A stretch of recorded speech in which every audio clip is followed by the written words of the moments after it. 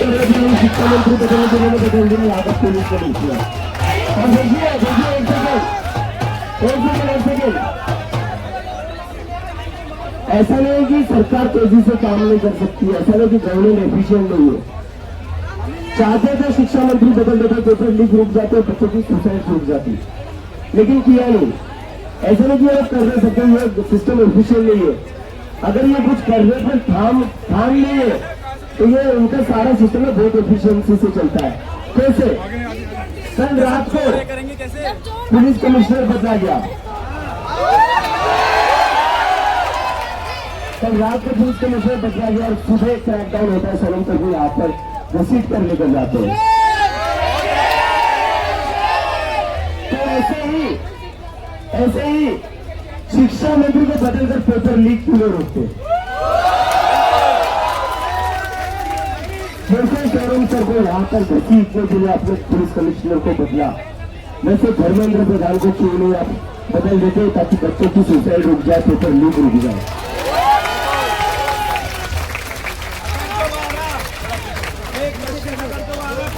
Sonam sir को हटाओगे, आज पूरा देश का युवा सोनम सर है।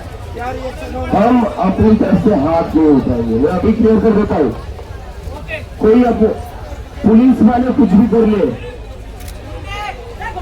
ये उनका कैरेक्टर बताएगा, ये उनका कैरेक्टर बताएगा, ये उनकी नीयत बताएगा। हम अपनी तरफ से हाथ नहीं उठाएंगे।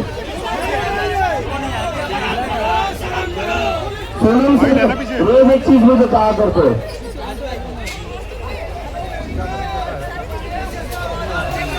सोनम से रोज एक चीज कहते कि हम इस देश के जिम्मेदार नागरिक हैं और हमें ये दिखाना है कि हम जिम्मेदार नागरिक हैं। वो कैसे दिखाएंगे? पीसफुल रहकर, डेमोक्रेटिक रहकर। तो हम कोई भी ऐसा काम नहीं करेंगे जो देश के संविधान के खिलाफ है।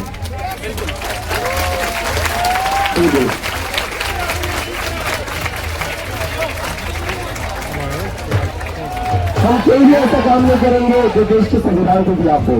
प्रोटेस्ट करेंगे क्योंकि डॉक्टर बाबा साहेब अम्बेडकर ने हमें प्रोटेस्ट करने का अधिकार दिया है संविधान में।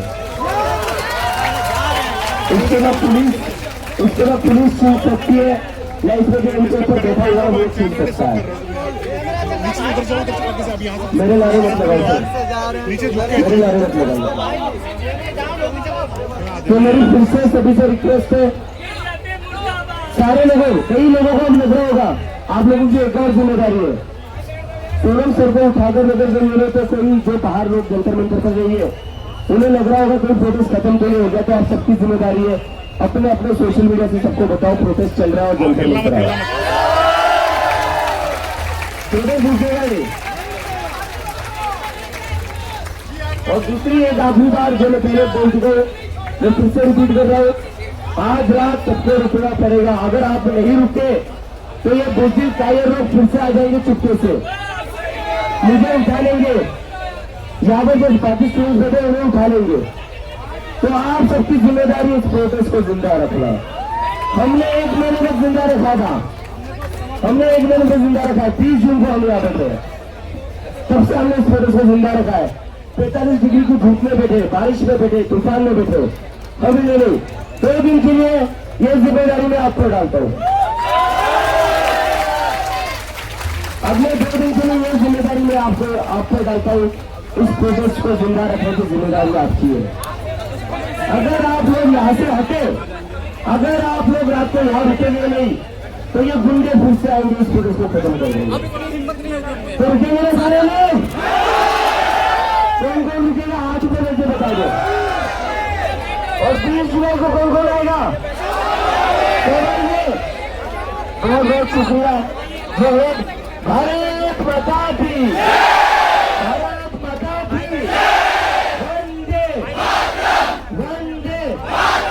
और एक नारा, मोदी तेरी तानाशाही नहीं चलेगी, नहीं चलेगी। मोदी तेरी तानाशाही नहीं चलेगी, नहीं चलेगी। मोदी तेरी तानाशाही नहीं चलेगी, नहीं चलेगी। मोदी तेरी तानाशाही नहीं चलेगी, नहीं चलेगी। मोदी तेरी गुंडागर्दी नहीं चलेगी, नहीं चलेगी। बैठ जाते, ठीक है, और किसी को आने नहीं देंगे। हमारा मेरा इसका मोदी तेरी चलेगी। बहुत बहुत शुक्रिया। मैं उम्मीद करता हूँ आप लोग रात में नहीं रुकेंगे और अब मैं इतना ज्यादा आप लोगों से नहीं ले पाऊंगा, ज्यादा बोल नहीं पाऊंगा, जिससे मैं क्योंकि आपके लोग भी अवसर पर बैठ गया हूँ। तो इसलिए अगर मैं किसी से मिलने पाता हूँ, किसी से बात नहीं कर पाता हूँ, तो उसके लिए मुझे माफ कर दीजिए। लेकिन लंबा लग जाए तो थोड़ी एनर्जी बचाकर रखनी पड़ेगी। ठीक है, thank you so much for being here. I love you all. I love you all.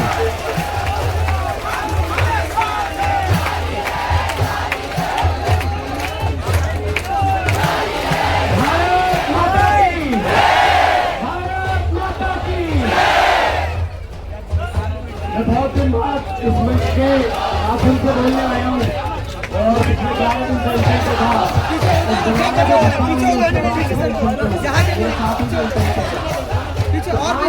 क्या हमें देखने को मिल रहा है, ये सिर्फ जंतर मंतर पर न दिखे। मेरी ये रिक्वेस्ट है, मेरी ये विनती है आप सभी से, कृपया शांति से सुने। ये जो भीड़, ये जो हुजूम आज दिखाए हमें, ये सिर्फ जंतर मंतर पर न दिखे। हिंदुस्तान के कैमरा चालू कोने में गली गली में मोहल्ले मोहल्ले में हर जगह ये भीड़ दिखनी चाहिए। हमारी अकेले की आबादी, हम युवा हैं, हमारी अकेले की आबादी 36 करोड़ है। ये नरेंद्र मोदी ने अपने मुंह से कबूला है कई बार। कितनी आबादी है हमारी? कितनी आबादी है? तो क्या होनी चाहिए? सड़कों पे क्या होनी चाहिए? कब जाएगी सरकार? हमारे बाहर आने को जब तक निकलेंगे नहीं तब तक ये हटेंगे नहीं। आप अगर बुज़दिलों की तरह घर में दबे रहोगे तो ये लोग ऐसे ही इतने महान महान हस्तियों को उठा के ले जा रहे हैं।